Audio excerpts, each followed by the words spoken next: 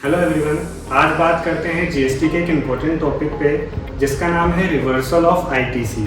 ITC मतलब input tax credit. आखिर हमें क्यों इनपुट टैक्स क्रेडिट वापस करना पड़ता है, किन किन केसेस पे वापस करना पड़ता है और क्या इसका जीएसटी पे इम्पैक्ट पड़ने वाला है, ये सब हम आज इस वीडियो में क्लियर करने वाले हैं। जब आप जीएसटी में परचेज करते हो तो जो भी टैक्स आपने अपने सप्लायर को दिया है वो आप वापस क्लेम कर सकते हो। इसी को हम इनपुट टैक्स क्रेडिट बोलते हैं।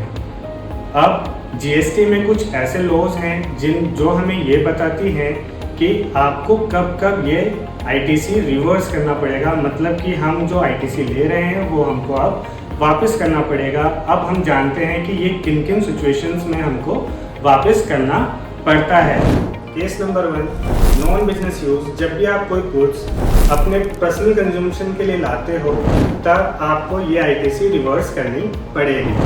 Case number 2, exempt supply. जब भी आप कोई सी गुड्स को खरीद के लाते हो उससे एग्जेम्प्ट सप्लाई करते हो।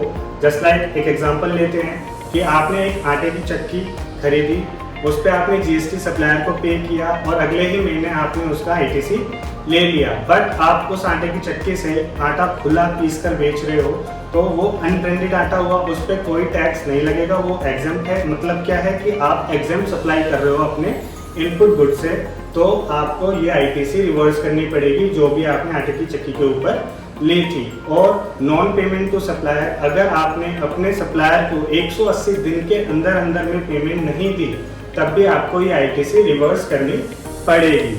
अब मान लीजिए कि आपने 2 टीवी खरीदे, दोनों टीवी आपने अपने जीएसटी नंबर से खरीदे, पर क्या हुआ कि आपने एक टीवी अपने बिजनेस में लगाया और दूसरा टीवी आपने अपने घर पे लगवा दिया। मतलब एक टीवी का आपने बिजनेस यूज़ किया, दूसरे टीवी का आपने पर्सनल यूज़ किया।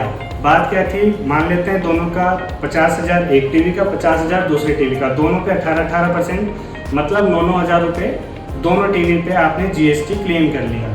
आपने जीएसटी पहले सप्लायर को दी, बाद में जीएसटी क्लेम कर ली। अब क्या होगा कि जो आपने पर्सनल यूज़ के लिए घर पे लगवाया जीएसटी, उसको आपको रिवर्स करना पड़ेगा। और प्रैक्टिकल पॉइंट हमको देखना है कि हम इसे अपनी जीएसटीआर रिटर्न्स किस में दिखाएंगे।